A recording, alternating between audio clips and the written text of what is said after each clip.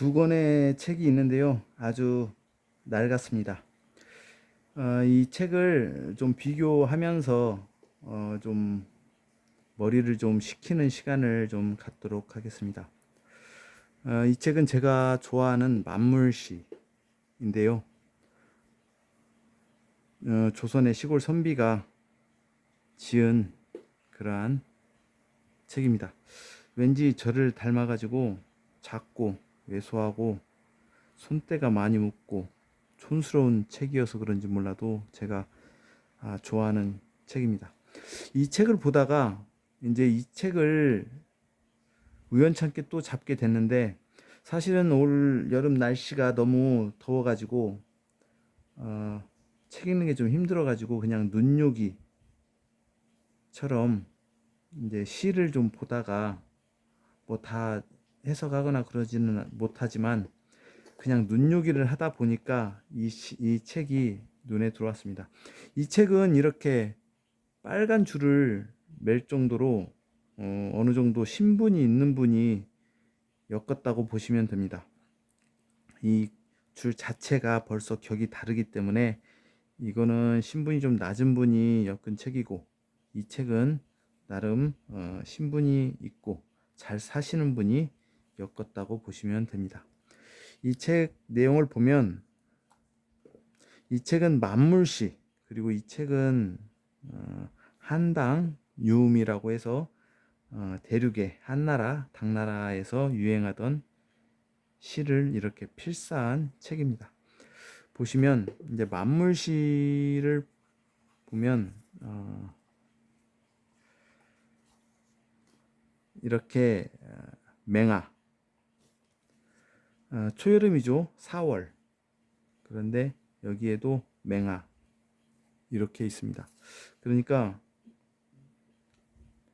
이 만물시의 이 시골 서생이 이 한나라 당나라 시대의 시를 공부를 했다라는 걸 좀 엿볼 수가 있는 부분을 좀 보려고 하는데, 지금 제목은 같은데 내용이 좀 달리 돼 있거든요.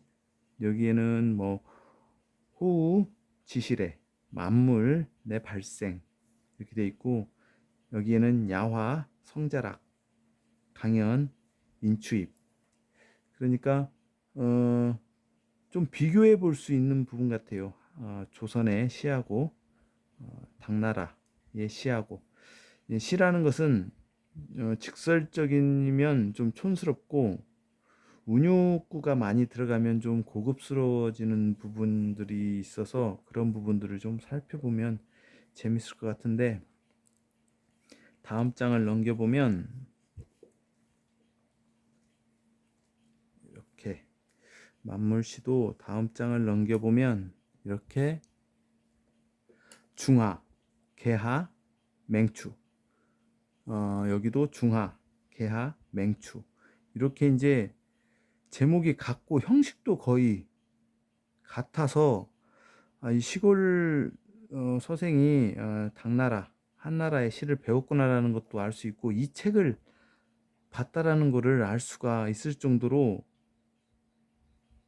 거의 비슷합니다. 그런데 이제 내용이 비슷한 부분도 있고 똑같은 부분을 인용한 구도 있고, 그러니까 원정 첨고권, 풍청 주경장, 이 당시에도 보면 원정 첨경권, 풍청 주경장 이렇게 되어 있고, 이쪽에도 보면 형비 청야월, 선조 석양천, 여기도 형비 청야월, 선조 석양천, 이렇게 이제 같은 문장을 쓴 부분도 볼 수가 있는데, 조선의 이 시골 선비의 책은 좀 번역하기가 그래도 좀 쉬운데 어떻게 보면 정서가 같기 때문에. 그런데 이제 이 한당시를 보면 5원절구도 있지만 7원으로 되어 있는 시도 이렇게 복합적으로 들어가 있어 가지고 이게 형식이 이러한 형식이 있나 싶을 정도로 지금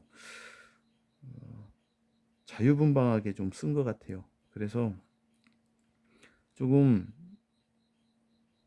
한 당시를 보면서 좀 당황스럽기도 하고 좀 그렇습니다.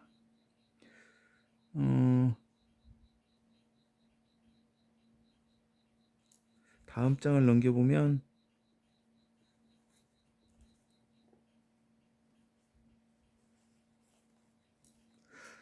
만물시에는 중추, 개추 이렇게 있고 여기에도 중추, 개추 거의 형식이 같습니다.